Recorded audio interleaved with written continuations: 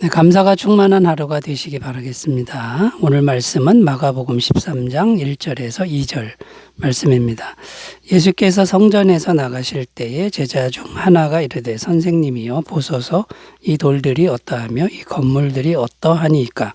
예수께서 이르시되 내가 이 큰 건물들을 보느냐 돌 하나도 돌 위에 남지 않고 다 무너뜨려지리라 하시니라. 아멘. 오늘 말씀의 내용은 주님의 제자 중 한 사람이 주님께 질문하는 내용인데요. 무엇을 질문했냐면 예루살렘 성전이 어떠하냐고 주님께 질문했다라는 겁니다. 자, 여기에 담긴 뉘앙스가 뭐냐면 당시 성전이 아주 크고 웅장하고 화려했습니다. 그러니까 제자 중 한 사람이 그 성전을 보면서 너무 감격스러워하고 감탄하면서 대단하지 않습니까? 주님, 이렇게 질문하는 이런 뉘앙스라는 겁니다. 당시 성전에 대해 조금 더 설명을 드리면요. 당시 예루살렘 성전은 헤롯 성전으로 이제 불렸는데 헤롯 왕이 유대인들에게 지어준 성전이었습니다. 왜 지어준 것이냐면 헤롯 왕의 출신 성분이 에돔 족속입니다. 에돔 족속이다 보니까 유대인들이 이제 무시하는 이제 그런 분위기였습니다. 그래서 헤롯 왕이 유대인들의 마음을 얻고자 하여 성전을 지어 주었는데 막대한 돈을 들여가지고 예수님 지금 오늘 본문 말씀에 이때에 46년 동안 계속 그 의리의리한 성전을 이제 짓고 있는 건축 중에 있는 그런 와중이었다라는 거죠. 무려 46년 동안 공사 중이었다라는 거고요. 이게 이제 공사가 언제 끝나냐면 80년 될 때 이 공사가 끝나는데 끝나자마자 이제 로마군에 의해서 완전히 무너지는 이런 사건이 발생하는 거죠. 그러니까 굉장히 크고 화려하고 웅장한 성전이었다라는 겁니다. 그래서 당시 유대인들은 그 성전에 대한 자부심이 대단했는데요. 그런 성전을 향해서 예수님께서는 뭔가 좀 차가운 말씀을 하시는 거죠. 그 성전이 돌 위에 돌 하나도 남지 않고 다 무너질 것이다. 이렇게 말씀하신 겁니다. 2절 다시 읽어보면 예수께서 이르시되 내가 이 큰 건물들을 보느냐 돌 하나도 돌 위에 남지 않고 다 무너뜨려지리라 하시니라. 자, 이 말씀을 들은 제자들은 굉장히 놀랐음에 틀림없습니다. 자, 그래서 오늘은 성전의 의미에 대해서 성전의 참된 의미, 참된 성전은 어떤 것인가? 여기에 대해서 우리가 이제 생각해 보면서 말씀의 은혜를 한번 나눠보도록 하겠습니다. 자, 참된 성전은 어떤 것일까요? 첫 번째는요, 크고 화려한 건물 자체가 참된 성전은 아니다. 크고 화려한 건물 자체가 참된 성전은 아니다라는 겁니다. 마가복음 11장 17절 읽겠습니다. 이에 가르쳐 이르시되 기록된 바 내 집은 만민이 기도하는 집이라 칭함을 받으리라고 하지 아니하였느냐. 너희는 강도의 소굴을 만들었도다 하시매. 자, 무슨 내용이냐면 당시 예루살렘 성전, 헤롯 성전을 향하여 주님이 하신 말씀인데 너희는 강도의 소굴 를 만들었다. 그 성전은 성전이 아니라 강도의 소굴이다. 이렇게 말씀하셨다라는 겁니다. 건물은 크고 화려하고 웅장했지만 강도의 소굴이다. 이렇게 평가하신 거죠. 자, 그러니까 무슨 말입니까? 건물 자체가 참된 성전은 아니다라는 겁니다. 그 건물이 아무리 크고 아무리 웅장하고 아무리 화려해도 그 자체로 참된 성전은 될 수 없다. 이런 말씀이 됩니다. 자, 그렇다면 참된 성전은 어떤 것입니까? 참된 성전은 하나님의 임재하심이 있어야 한다라는 겁니다. 건물이 중요한 게 아니라 하나님의 임재하심이 중요하다라는 것이죠. 하나님의 임재하심이 없는 성전은 참된 성전이 될 수 없다. 이런 말씀이 되는 겁니다. 자, 구약시대의 광야에서 이스라엘 백성들이 광야 생활할 때 이제 성막이라고 하는 천으로 지은 집이 있었습니다. 화려하지 않습니다. 초라한 집이었습니다. 그런데도 그 성막에는 하나님의 임재하심이 충만했다라고 이제 말씀하고 있는 겁니다. 자, 어떻게 하나님의 임재하심이 있었냐면 피 흘리는 죄사함의 제사가 있었다는 거죠.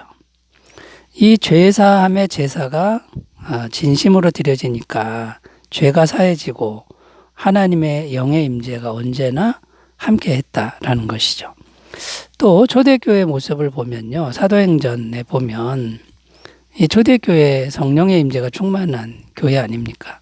그런데 화려한 건물과는 전혀 상관이 없었다라는 겁니다.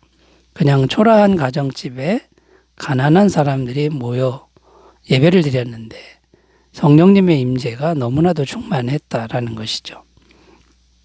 자, 그러므로 우리가 가질 바른 태도, 성전을 향해 가질 바른 태도가 뭐냐면 이렇게 돼야 되겠죠. 건물 짓는 것에 지나치게 집착하면 안 된다라는 겁니다. 건물이 성전 자체가 아니다. 건물에 집착하면 안 된다. 물론 예배드릴 공간이 필요하긴 합니다. 이제 예쁘면 좋겠지만 지나치게 건물 짓는 것에 집착하는 건 좋지 않다. 자, 그러면 건물이 아니면 사람에게 집중해야 되는데 한 사람을 만나서 제대로 예수님 믿을 수 있도록 복음을 전하고 잘 가르쳐 순종하게 하는 이것이 중요하다라는 거죠. 이것이 참된 성전을 이루어가는 길인 것을 우리가 좀 기억하고요. 이 건물 자체에 집착하는 또 주목하는 이런 태도를 우리가 버리는 삶이 되셨으면 좋겠습니다. 자, 두 번째로 가보겠습니다. 참된 성전은 어떤 것일까요? 두 번째는요. 예수님을 구주로 모신 사람의 마음이 참된 성전이다. 사람의 마음이 참된 성전인데 예수님을 구주로 영접한 사람의 마음이 진짜 성전이다라는 겁니다. 고린도전서 3장 16절을 읽겠습니다. 너희는 너희가 하나님의 성전인 것과 하나님의 성령이 너희 안에 계시는 것을 알지 못하느냐. 자, 여기 보면 구원받은 성도의 마음이 이제 성전이다 이렇게 말씀하는데 왜 그러냐면 성령님이 성도의 마음 안에 계시기 때문이다. 이런 말씀이죠. 자, 그러면 이제 성도의 마음이 어떻게 성령님이 계시는 성전이 이제 되는 것입니까? 예수님을 믿고 죄 사함을 받았기 때문이다라는 겁니다. 사도행전 2장 38절 베드로가 이르되 너희가 회개하여 각각 예수 그리스도 이름으로 세례를 받고 죄 사함을 받으라. 그리하면 성령의 선물을 받으리니. 자, 그러니까 예수님을 진심으로 마음에 모시고 예수님 십자가에서 흘리신 피가 모든 죄를 사해 주신 것을 믿으면 성령을 받게 되는데 그러면 그 사람 마음이 성전이 된다라는 겁니다. 자, 그럼 우리 구원받은 성도의 마음이 참된 성전이라는 건데 왜냐하면 성령님이 계시니까요. 자, 그럼 우리 할 일이 뭡니까? 마음의 성전 관리를 잘해야 된다라는 것이죠. 마음이 성전이니까 이걸 소홀히 하면 안 된다라는 겁니다. 자, 그래서 마음의 성전 관리를 잘하기 위해서는 마음으로 진실된 예배를 잘 드려야 한다라는 겁니다. 요한복음 4장 24절 하나님은 영이시니 예배하는 자가 영과 진리로 예배할지니라. 형식적인 예배, 겉으로 예배, 보여주기식의 예배는 안 된다. 이거는 참된 성전이 아니다라는 겁니다. 마음으로 진실된 예배를 잘 드리는 삶을 잘 가꾸시면 성전 관리를 잘하게 될 줄로 믿습니다. 또 뭘 해야 되냐면 마음으로 지속적으로 주님과 교통하는 삶을 살아야 된다라는 겁니다. 마음에 성령님이 계시니까 마음으로 성령님과 지속적으로 교제하고 교통하는 이 삶이 참된 성전된 삶이라는 것이죠. 요한계시록 3장 20절 볼지어다 내가 문 밖에 서서 두드리노니 누구든지 내 음성을 듣고 문을 열면 내가 그에게로 들어가 그와 더불어 먹고 그는 나와 더불어 먹으리라. 우리가 진심으로 마음문을 주님을 향하여 열면 언제든지 오셔서 교제하신다, 교통하신다 이렇게 약속하고 있는 겁니다. 자, 여러분 참된 성전은 이제 우리 구원받은 사람의 마음이다. 마음 관리를 잘 하시길 바라겠습니다. 세 번째로 가보겠습니다. 참된 성전은 어떤 것일까요? 세 번째는 성도들이 모이는 교회 공동체가 참된 성전이다라는 겁니다. 성도들이 모이는 교회 공동체가 참된 성전이다라는 겁니다. 누가복음 17장 20절 21절을 읽으면요. 바리새인들이 하나님의 나라가 어느 때에 임하나이까 묻거늘 예수께서 대답하여 이르시되 하나님의 나라는 볼 수 있게 임하는 것이 아니요 또 여기 있다 저기 있다고도 못하리니 하나님의 나라는 너희 안에 있느니라. 자, 여기 보면 하나님의 나라가 어디에 있는지를 말씀하고 있는데요. 너희 안에 있느니라. 이렇게 말씀하고 있습니다. 너희 안에 있다라는 걸 두 가지로 해석할 수 있는데 하나는 너희 마음 안에 있다 이렇게 해석할 수 있고요. 다른 하나는 너희 모임 가운데 있다 이렇게도 해석이 가능하다라는 것이죠. 많은 분들이 두 번째 해석을 지지하고 있습니다. 자, 그러니까 이제 무슨 말입니까? 성령님의 임재하심이 있는 곳, 하나님의 영이 임하신 곳이 성전이라고 할 때 성령님은 공동체의 모임, 성도의 공동체의 모임, 이걸 기뻐하셔서 모임 중에 임하신다. 그러니까 공동체, 성도의 공동체의 모임이 성전이 되는 그런 의미가 되는 겁니다. 마태복음 18장 20절 두세 사람이 내 이름으로 모인 곳에는 나도 그들 중에 있느니라. 모여 있는 곳에 자동적으로 주님이 계신다. 그러니까 교회 공동체가 성전이 된다라는 거죠.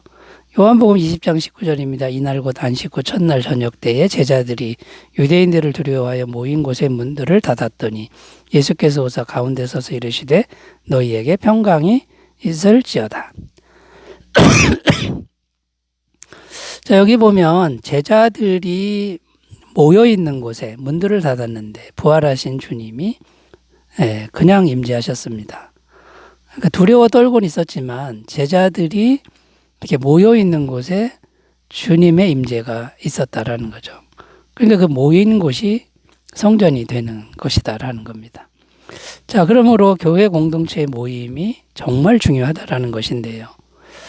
이 교회 공동체의 모임을 정말 중요하니까 히브리서 기자는 히브리서에서는 힘들어도 고난이 있어도 모이기를 힘쓰라 이렇게 권면하고 계시다라는 것이죠. 히브리서 10장 24절 25절 서로 돌아보아 사랑과 선행을 격려하며 모이기를 패하는 어떤 사람들의 습관과 같이 하지 말고 오직 권하여 그날이 가까움을 볼수록 더욱 그리하자. 힘들어도 자꾸 모이라고 이렇게 말씀하고 있는 겁니다. 왜냐하면 성도들의 모임이 성전이기 때문에 그렇다라는 거죠. 자, 중요한 것은 뭡니까? 그 공동체를 잘 가꿔야 되는데 말씀에 순종하고 오로지 기도하는 공동체를 우리가 잘 가꿔야 가야 한다. 그래야 하나님이 주인 되시는 교회 공동체가 된다라는 것이죠. 사도행전 2장 42절 그들이 사도의 가르침을 받아 서로 교제하고 떡을 떼며 오로지 기도하기를 힘쓰니라.